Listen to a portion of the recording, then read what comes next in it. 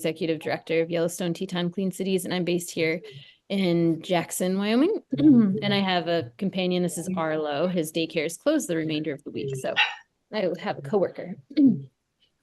And I'll pass it to Phil. Hi, everyone. Phil Cameron with Energy Conservation Works, based out of Jackson, joint powers board between Teton County, the town of Jackson, and Lower Valley Energy. And I'll pass it to Ben Ellis. Hi, folks. This is Ben Ellis. I'm with a small company called 460 Bread and look forward to the discussion. Let's see, how about Dallin Smith?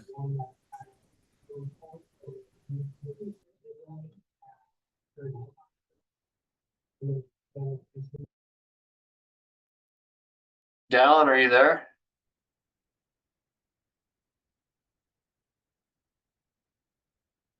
Oh, maybe we'll do Quinlan Harris. Yeah, hi. Also, Dallin threw something in chat. I don't know if he has like no mic or something, but Quinlan Harris in Alaska, actually, representing the Alaska Energy Authority. I just got the invite and had a spare little bit of time. I'm here to hear a little bit about renewable diesel. I'll pass it off to Shannon Shuptrine.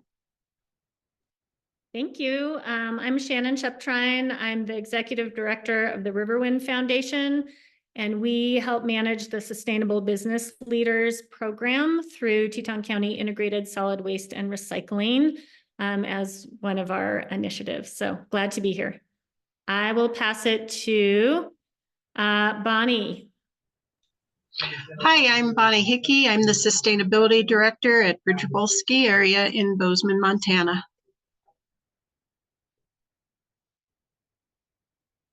And I will pass along to Amy Fonte. Hi, I'm Amy Fonte. I'm the Sustainability Specialist for Big Sky Resort. And I'll pass it to Steve Parker.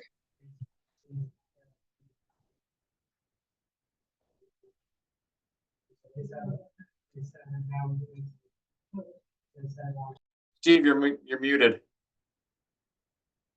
Sorry. I'm Steve Parker here at Jackson Hole Mountain Resort. I'm the fleet director, and I'm on the YTCC board. And I'm trying to think, is Will done it? Will? Pass it to Will. Apollo. He didn't murder it, so that's good. I'm Will Papalo, Assistant Superintendent of Fleet for the City of Bozeman. And I'll pass it to Miranda Griffiths.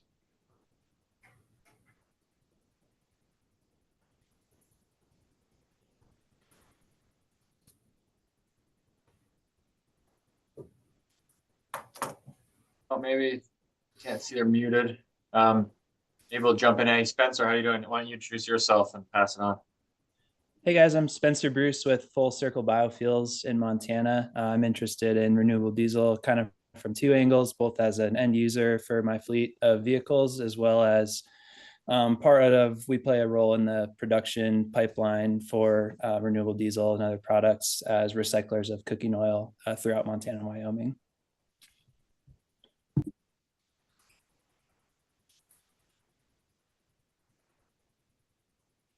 Maybe McKenna, you want to introduce yourself? Sure thing. Hi, everybody. McKenna Sellers, Executive Director for the Montana Renewable Energy Association. I don't have a Q in my middle name, but that would be kind of fun. I'll fix that. That must be an error on my part. We're based out of Helena, but we operate statewide, and our mission is advancing renewables in the state of Montana through education, advocacy, and industry engagement. Okay, how about looking at the list here? Rachel Gallagher, have you gone? Hey, I'm Rachel Gallagher from Grand Teton Lodge Company. I'm the fleet manager here and here to learn more about renewable diesel. Mike Snyder, do you want to introduce yourself?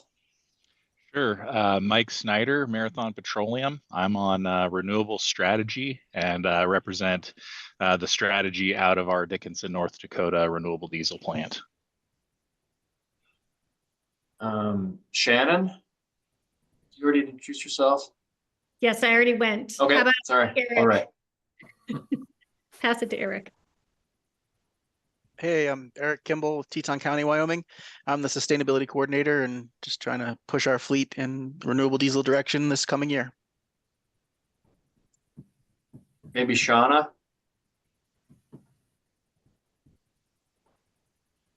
Hi, everyone. I'm Shauna Poole, and I am the sales executive with Story Distributing and Parkland USA here in Bozeman, Montana. And I will pass it along to Daniel Sigler.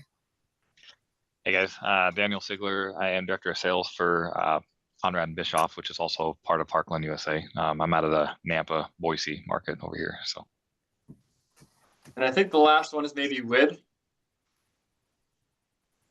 Hello, everyone. My name is Wiz Ritchie, Idaho Falls Power Energy Services Manager for Idaho Falls Power and the City of Idaho Falls. All right, did we miss anybody? I'm Hiram Cole from Bridgeable, here with Bonnie right. and Dan. Thanks for having me. So again, my name's Jesse. I have a hard out at about 1:50, so I'll get through pretty quick, and hopefully our discussion goes until then, and it can continue after with Alicia. I don't have to necessarily be here, but this is our second monthly meeting, and we hope to do these monthly moving forward. We have people interested in renewable diesel, people who produce it, provide feedstocks for it, end users. We're trying to have a bit of everybody in here, so we can all ask each other questions. And I guess my goal is to offer some kind of new information each meeting. Last time I gave an overview of renewable diesel, some of the benefits, some of the locations where we can get it. I think a brief overview of winter operations. Well, Steve spoke. He's in Jackson Hole, and they've been using 10% throughout the winter, and he spoke to that a little bit. This time around, I'm going to go over some of the benefits, both for emissions and maintenance benefits that you can expect. And this is started a couple of weeks ago with some calculations we were doing for Idaho National Lab in Idaho Falls. They have 90 diesel motor coaches that they use to transport employees out to the site in the desert and elsewhere. And they've been using it for a couple of years now. They use it in the summer, 100% all summer, and then in the fall, maybe October 1st, they're going back to 0% or 100% petroleum. So on average, that works out to an annual blend of R45, and they asked us to see what savings could be had if they increase the blend, maybe use a little bit, maybe even R10 in the winter and R99 in the summer. So we did some of those numbers, and I'm going to share figured out there and how it might apply to everybody else and their fleets. Share.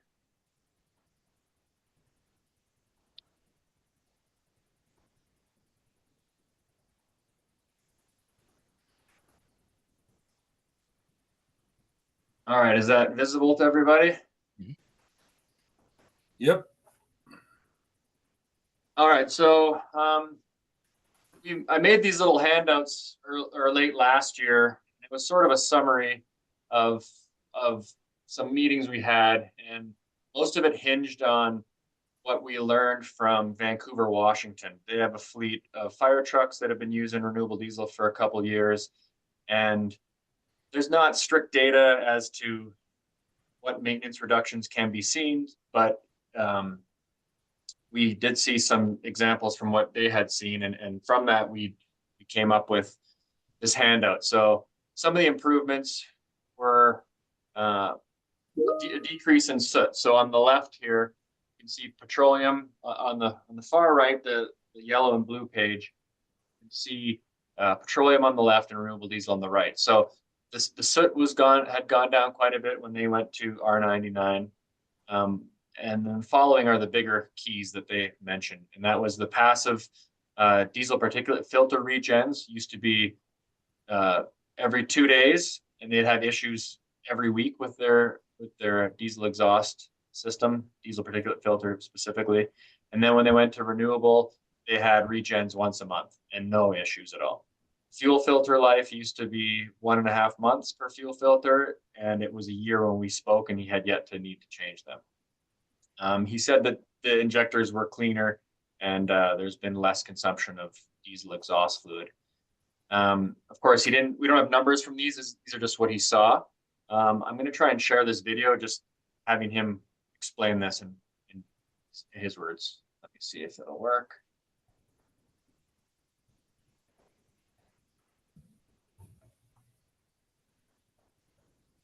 Can everybody see that?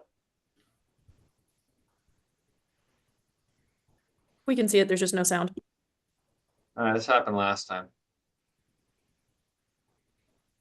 Well, we won't get anything from just watching without hearing it. But essentially, the summary is what this handout came from. So I'm going to talk about emissions and maintenance, and the emission reduction is essentially what is causing the reduction in maintenance. So I will first start with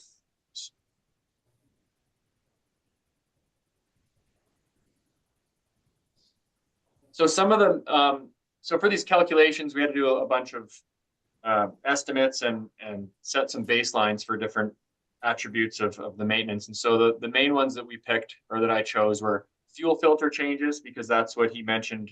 Chuck in Vancouver, Washington mentioned was a big one. And he concluded that each vehicle is seeing 5 hours fewer hours of maintenance each month. Is what he noticed there.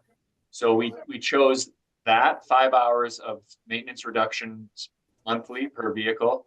I priced fuel filters at $30 a filter and a half hour of maintenance to change them. And then the diesel exhaust fluid, it's been stated to reduce consumption of DEF by anywhere from 5 to 25%. I've seen. I use 15% reduction of diesel exhaust fluid.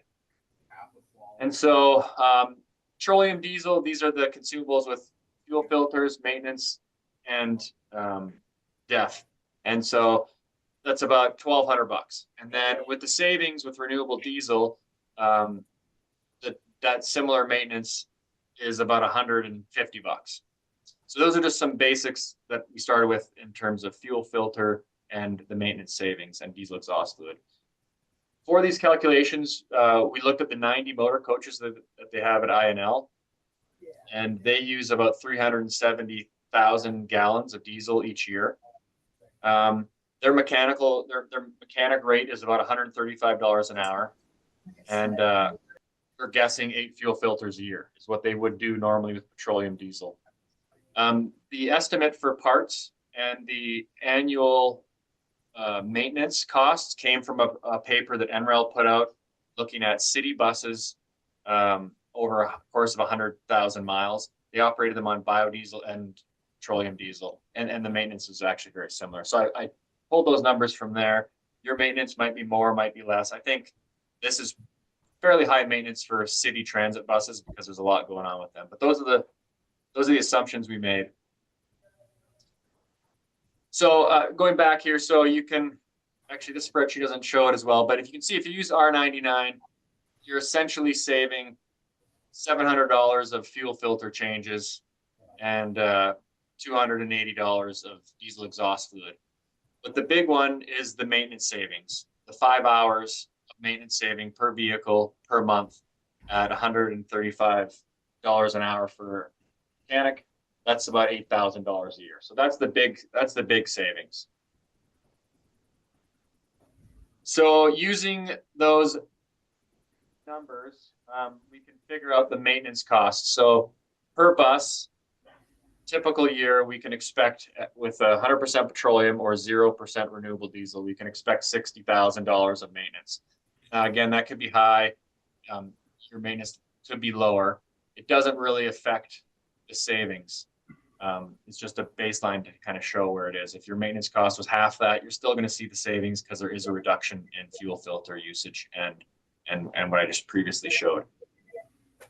So as you move down this table from 0 to 100%, that's the amount of renewable diesel or the percentage of renewable diesel.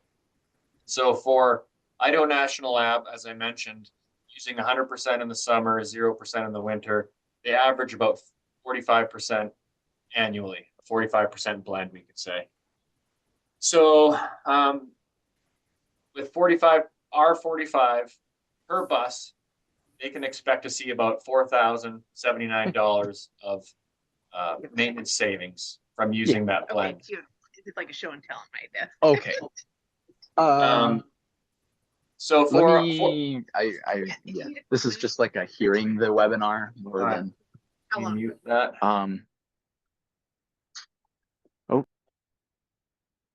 Sorry.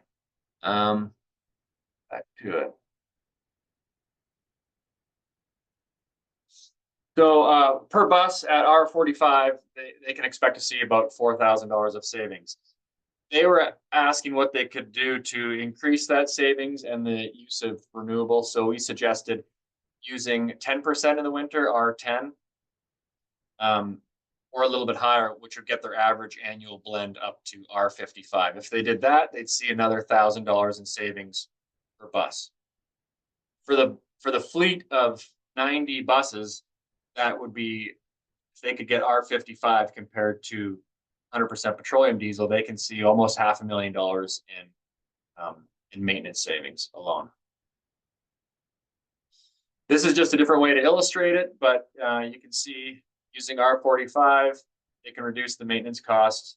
I don't know if these numbers were driving. I was playing with them right before this presentation, so they might be off a little bit, but you can see the savings by using R45. Their actual blend is R44. And if they went up 10% annually on an average consumption rate, they could see another 80,000 in savings. That's for the whole fleet of 90 motor coaches. Per bus, per motor coach, as I showed in the table above, that was about $4,000 in savings. So for that premium at $1 a gallon premium for renewable, that extra fuel cost is about $1,800. So as I'll show in a minute, I mean, you can see it where it is right there, that for every dollar spent on renewable diesel, you can expect to see almost $2 or more than $2 of savings in maintenance costs. And so if they can go up this extra 10%, there'll be a little bit more per bus for fuel annually, but they should be able to see some savings in maintenance. Hey, Jesse, can you hear me? Yep. So just to add some to this, we also have about another 700 pieces of diesel machinery between trucks and tractors and fire trucks, and that we'd also be using that same fuel. So this is just, this is just 90 of the buses. You add 700 other vehicles that are running that same R99, and you're gonna have the same results. So these numbers would just grow incredibly. There would be, I mean, some vehicles have higher maintenance, some vehicles have lower maintenance. So the numbers aren't exact, but I think on average, it's going to go off of, so we have better data. So like I just mentioned, $1 spent on renewable diesel saves about $2, a little over $2 in maintenance from the above. If there's expenses associated with having downtime, I mean, you'd throw that in there too, and there'd be more savings. The other thing we looked at was emissions of CO2, because that's part of a lot of fleets' goals to reduce their carbon dioxide and carbon emissions in general. So this illustrates the reduction in metric tons of CO2 from burning 37,000 gallons of diesel. So it doesn't really matter exactly what the numbers are, but by using R45, they're able to reduce their emissions by 34%. For a fleet of 90 buses, that's the equivalent of 30 electric buses. Now, electric buses are very expensive, and INL does have one.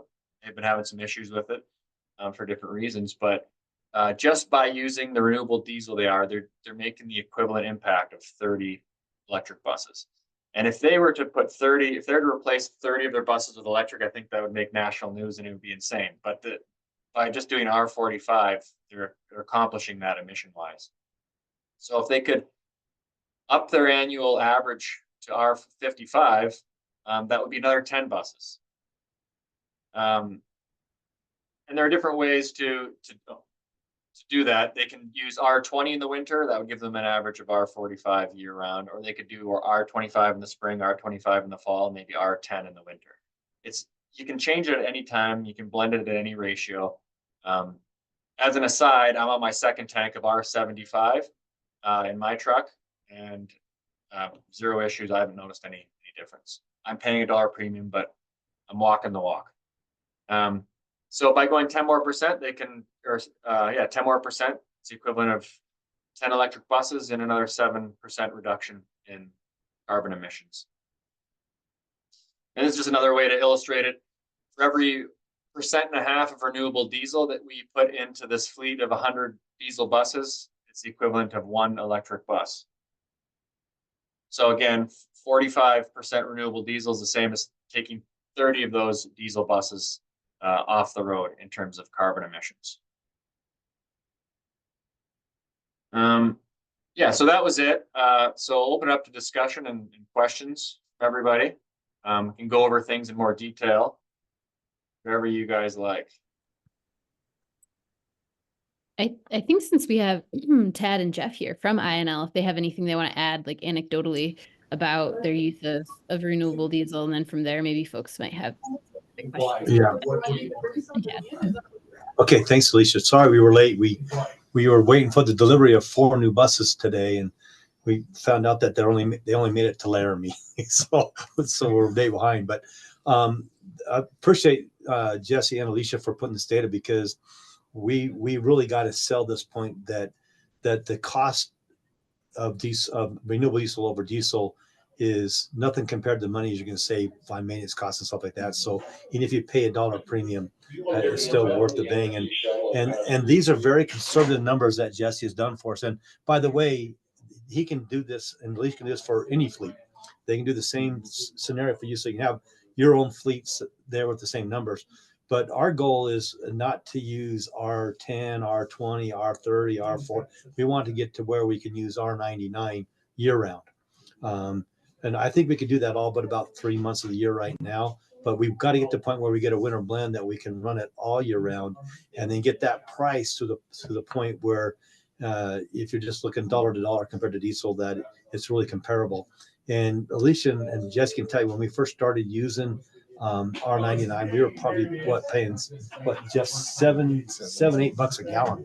But it was so important for us to do that as a national lab to prove that would really work. And I'll tell you, and those of you, I know Steve, I know you've run it some, and I know that I think Bridger Bull, you're running it some.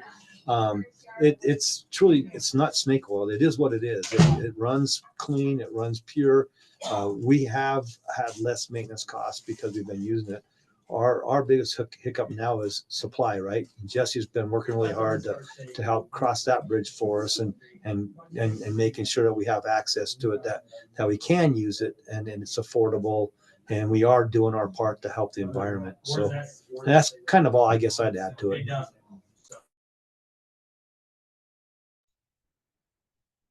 I want to clarify from Bridger Bowl, we aren't currently using it. We had brought it in, but we're awaiting the winter blend fuel, since our operation really runs in 4 winter months. We don't have much diesel use in the other months.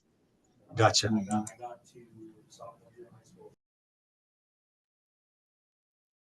And as we talked about a lot of things last time too, so I'll just recap briefly, but it is available in all 3 states. We've been using Parkland, who's here, and we've had it available with their help in Belgrade, Jackson, Wyoming, and Nampa, Idaho, up to the public. So that's where you can get it if you wanted to try it. The station here in Belgrade, though, isn't available this winter because I think they're using number 1 in that tank. But come spring, I hope that they and maybe others will have it offered publicly. Hey, this is Steve. I'm still using it year round. I tested the 10% blend, and it was good to 40 below with the additive we use, and I'm still using it. Of course, it hasn't really been a real cold winter, so we're probably about a 10 to 11% blend right now. So, and it seems to be working great for us. Yeah, I took a video filling up my tank last week, and it was, I think, 8 degrees out, and the tank that my friend has of Renewable was 70. It's R75, and it was 8 degrees, and it was pumping fine through a 30 micron filter. So it's anecdotal. It's not really, really cold, but there was zero issue with R75 at about 10 degrees through a 30 micron filter. And in Nampa, I took our #1 pump out at our card lock and I switched it over to renewable diesel. Had a lot of good feedback from that. With that, I have it at an R75 for like the 9 months out of the year. And then so next month I'll convert it back to an R75. But for the winter, I had it at an R50. So R50, when I tested it, it was good till -11 degrees before you hit a cold filter plug point. Negative 18 with treatment, and we do treat our fuel. I just like to give myself a little bit of a buffer in there. So, but with that though, I mean, I've been using it for the last 5 months on my own pickup. So driving back and forth to Burley and back, I actually saw a miles per gallon increase going back and forth. I mean, the same 80 miles an hour. Actually, I usually set my cruise at 88, but Back to the Future. But So- with that said, though, the same miles per hour, same drive, couple tanks with the R75, couple tanks with the #2 diesel. I was seeing an easy 1.5 miles more better gain from it, and that's all 100% due to the cetane increase on that. So Daniel, this is Tad. A couple of questions for you, I guess. Yeah.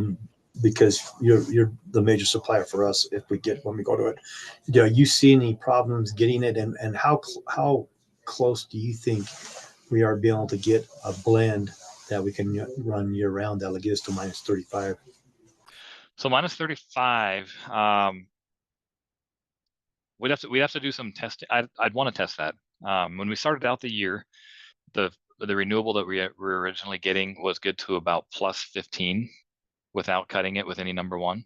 The renewable we've gotten in since this winter, it was good to R99 was good at -4 degrees Fahrenheit, and so that gets us a lot closer.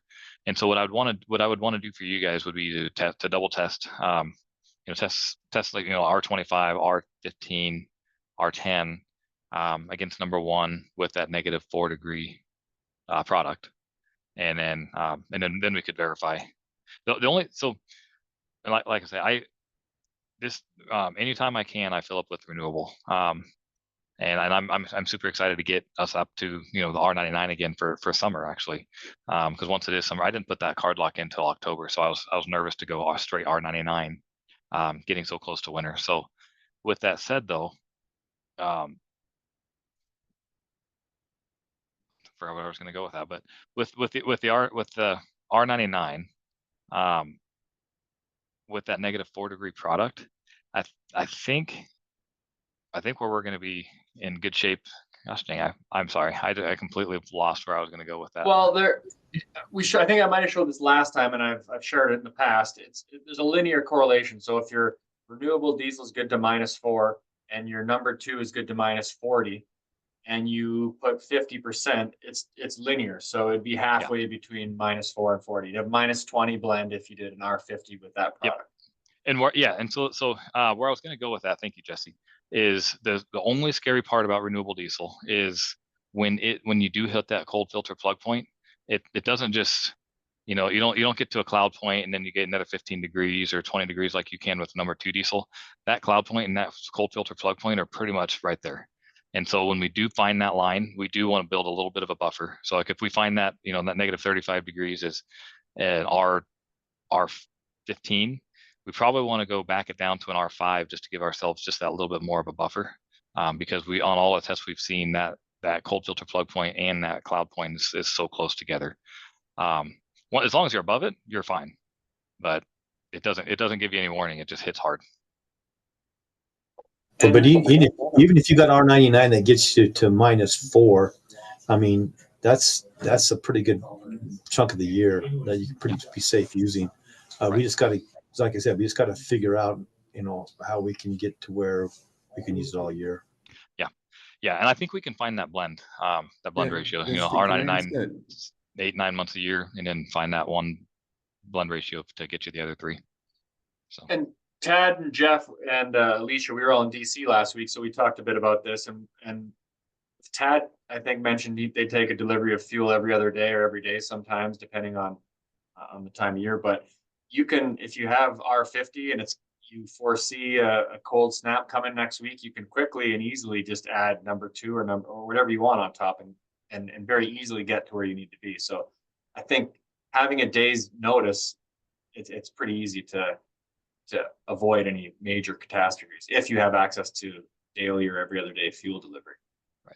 Yeah, and our problem is, I guess it's not a problem. We got to own it. We got to figure it out the right way. But just like Daniel saying, we can't afford to have a bus freeze up on us. We got people on that bus going 40, 50 miles out in the middle of wintertime.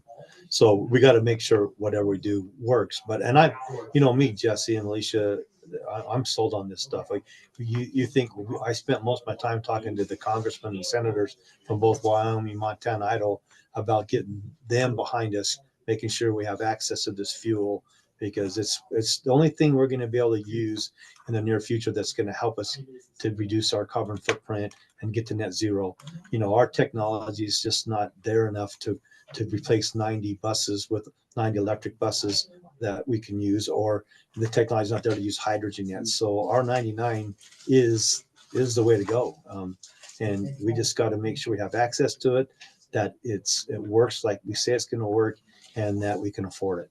And that's why, Jesse, I just told Jeff, I really appreciate the numbers, because we even have to justify to our senior leaders that this is why, even though you're paying $1 more, this is what you're saving. And so this last presentation is going to be great. And I know, just for your purposes, Jesse, Jeff's working on some of those numbers again with his people to even update them better. So he'll get them to you as soon as he has it. As Tad mentioned, anybody who has a fleet of 10, of 2, of 5 vehicles, whatever it is, if you can just tell us how much fuel you consume, we can show you the carbon emission reductions. That's easy. But if you have any records of the diesel exhaust fluid consumed, the monthly maintenance costs that you have, we can project and see if it makes sense. If it is actually, as those calculations showed, that for every $1 you spend on renewable, you're saving 2 in maintenance, it's a no-brainer. And I think people will be fighting to keep the fuel here. And it's a no-brainer. But I think we have to have concrete records and numbers to back that up, because not everybody will see that. And until then, it's a little bit of convincing, but like Tad said, people who use it are convinced already. Do you mind if I share my screen? Yeah. I don't, checking you permission. Okay, hold on, I gotta make you a co-host so you can. And while they're doing that, one thing I did notice, so when you're at an R75 or above, and honestly, I don't think it's necessarily the renewable number, it's more so the cetane number that's in there. When you get above that, 60 cetane, these diesel pickups and trucks, they don't have that diesel lope that you're typically used to hearing. It's more of a diesel purr. I mean, you can, if you're listening for it, you'll hear it, maybe not as much when you go to it, but when you go away from it, the pickup obviously gets that lope back again. And so.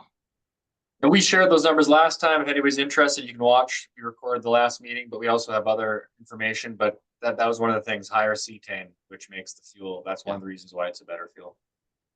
So I ran these tests, and I've ran almost all of these tests with our warmer renewable, which most of the reason some of the renewable is only good till like negative or plus 20. So let's see here. All right, so this R99 right here, this was the summer grade.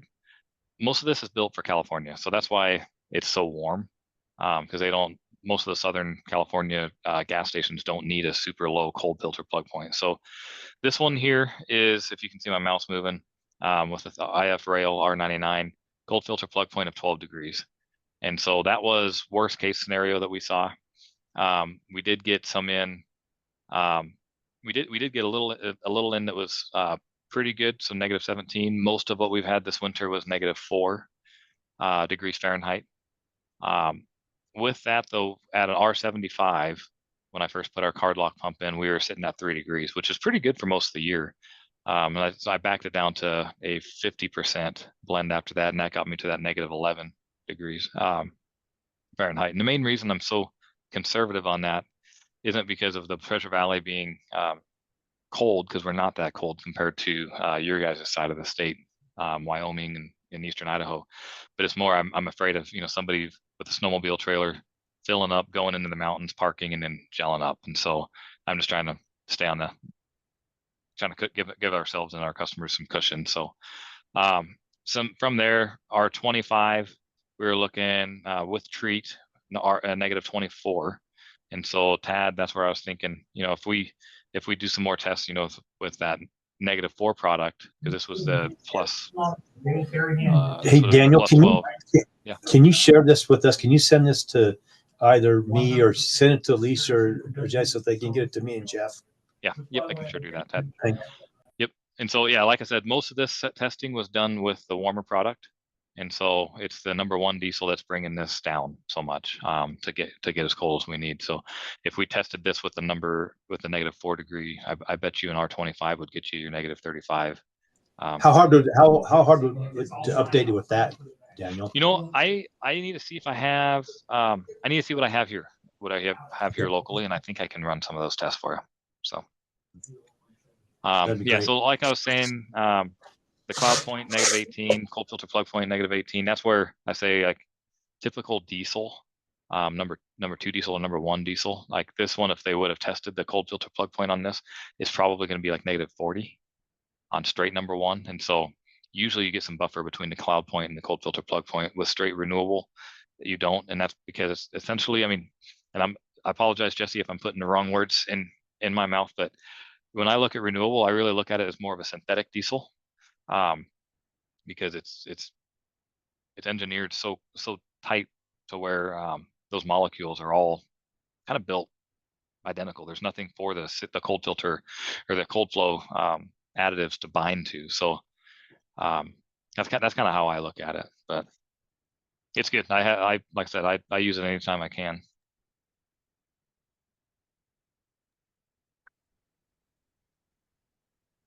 So I guess one thing you could do in the winter is when you get a rail car, I assume that's how you get it in, Daniel, but if you get a rail car and you see that it's a good batch and it's good to -7, you can tell the people that whatever it is, R30 will work great now. And if you get a batch that's only good to 10 Fahrenheit, you can say, well, we're going to do R10 now, just to keep, you can play with it every time you get it. You don't have to commit to a blend year round or throughout the whole winter. You can play it by ear.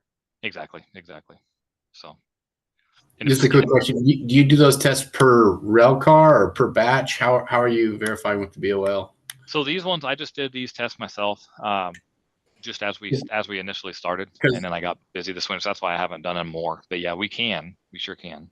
Yeah, because a rail car is what, 33,000 gallons of diesel.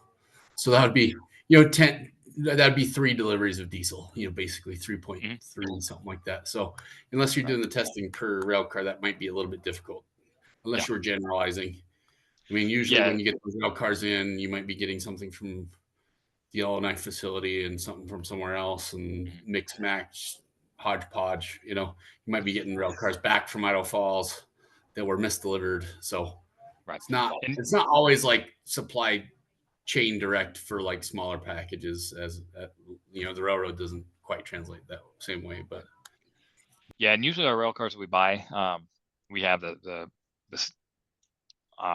usually coming from the same place in each batch, and so we're testing. We might have 3 rail cars, but we test one of them because it was all filled the same day by the same vendor type thing. So but yeah, as we get rolling with this more and pull in that much more fuel, we'll definitely probably test it at each rail car, like you're saying, just to make sure we're not setting anybody up for failure. And thank you for sharing all that information. I think that's super helpful for folks, because the cold weather is definitely one of the concerns that I think we've heard many times from those who are interested. But I also just wanted to mention too, so those of you who do want to order or procure fuel at your tank, at your place of business, you can reach out to Daniel. And then also those who are interested in setting up a fleet card where you can just go to the stations that already offer it. Daniel is also your person for that. The station here in Jackson, it's at a Shell station, so you could go through the Shell has a fleet card as well, but if you just want to go straight to the source, Daniel is your guy. So perhaps you can share your contact info when we do a follow-up email. Okay. I just wanted to mention that and how to actually get this to you all too. Yep. Yeah. So I can help you guys with anything, Wyoming or Southern Idaho. Shauna Poole is my counterpart up in Montana. So she can definitely help up in Montana where I can't help as much. So yeah. And I guess I would add that we're talking about the cold flow properties and how that's so important for some fleets. But if you have a fleet of 100 vehicles, as I showed there, using 1% is not going to change anything. But it's the equivalent of 1.5% is the equivalent of an electric bus. So there is an impact if you want to commit to R5 year round versus not doing anything at all. That's impactful. By just going to R0 all winter, you're missing the opportunity to reduce significant carbon emissions had you just gone to even R2 or R3. So any little bit helps. Of course, there's a cost to be paid for that. The handling fee, I think, is probably the same every time they touch it. Whether they blend it R50 or R1, you're still handling it once. So there may be more of an expense at R1 than R50, but any amount is meaningful. And if you're hesitant and you want to fill up the Jackson Shell, you can put 1 gallon in and you can fill the rest with petroleum and you can slowly ease into it, but it should benefit you right away.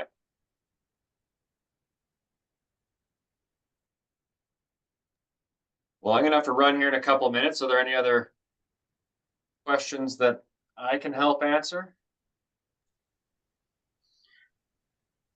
Jesse, can YTCC speak to advocacy opportunities, and will that be something that you can inform everybody of when those opportunities arrive? In the recent DEQ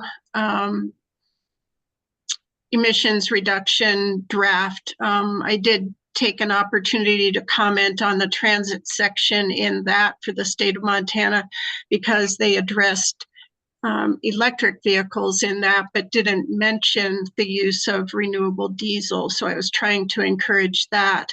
But are there other advocacy opportunities that you're aware of that can help our states move forward faster? I actually spoke to DEQ yesterday about that, and I emphasized the importance of renewable diesel. And I drive an EV. I also use renewable, but I think renewable per dollar is, and as a fuel, is a better carbon reducer than electric. Like if I had to encourage you to do one or the other, I would say do renewable. Don't waste your money on an electric car. Do both, of course, but renewable is way more important per dollar than electric. And so I did do that. I'm not aware of any advocacy opportunities. If I were, I would do it. So if you know of any, let me know. We, as Tad mentioned, we were in DC. We spoke to our senators and representatives, and we emphasize renewable diesel to all of them. I think talking with fleets, anybody you know who might work with a fleet anywhere in our states, I think they have to be aware it's not a scary thing to.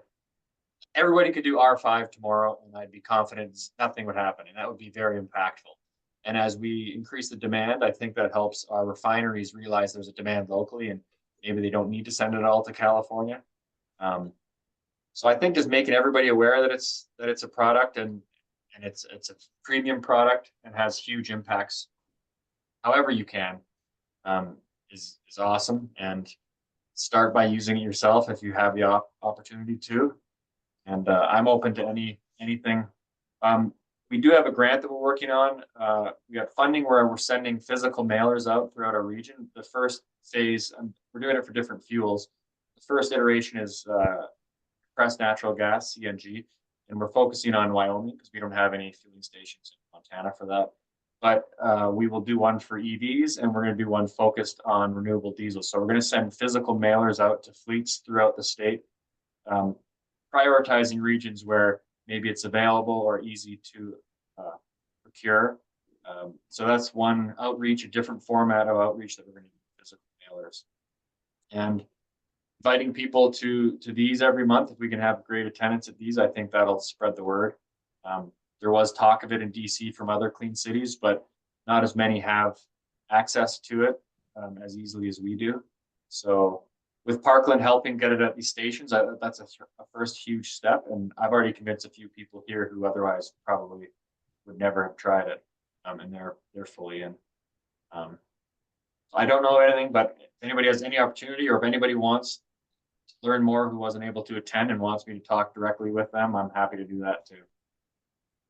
And I'll add to your question, Bonnie, about advocacy opportunities. I think in the future we might have some opportunities in that there's several states that are introducing and implementing a low carbon fuel standard. And so that is, and then the incentives in California and elsewhere is what's pulling the fuel over to other states. And we, as a coalition, are very committed to trying to keep the fuel as close to where it's refined as possible because of the emission savings that you have by just burning the fuel closest to where it's refined. So we see value in that, but we also don't necessarily see our states having the appetite for a low carbon fuel standard. So we're looking at maybe terminology or another option, and you know, like regionally produced fuel standard or something along those lines. So when anything like that develops in the future, and hopefully that we can flesh that out more, we'd love for more support on that, and we'll keep everyone in the loop. And if folks have ideas surrounding organizing something along those lines too, please let Jesse and I know, because we we just want to keep the fuel here, not selfishly, just you know, logistically and logic, it just makes sense. So there's that. And then I noticed McKenna also in the chat put the link to the Montana's planning process. So if anybody wants to also comment on that, as Bonnie and Jesse have, there's that. And just a note, that would be more for tracking. I believe the comment period on the draft measures has officially closed, but DEQ will be putting together their finalized plan to submit to the feds in I think by March 1st. Do I have that right, Bonnie? Yeah. Yep. Yep. And then this year too is not Montana's not in session, but next year, if there's any sort of bills or things that are coming through, or that we know coming through the transportation committee, that would be worth mentioning or commenting on. We'll keep people in the loop for that. There's nothing in Wyoming, and I'm not aware of Idaho right now. So, but Bonnie, that was a great question. Thanks for inquiring about those opportunities there. Jesse, you have to go. Take your child to PD. Is there any other questions or comments, or any other, I guess, questions or presentations that you want to see for our next month's session that we can prepare and have for you all? Otherwise, we'll just base it off of some of the things that we think might be useful and helpful.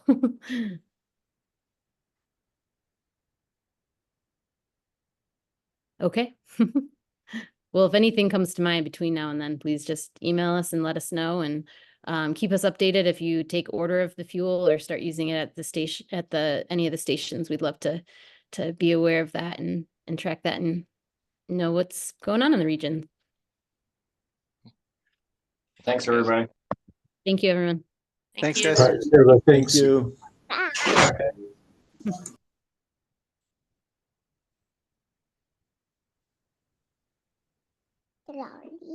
Yep.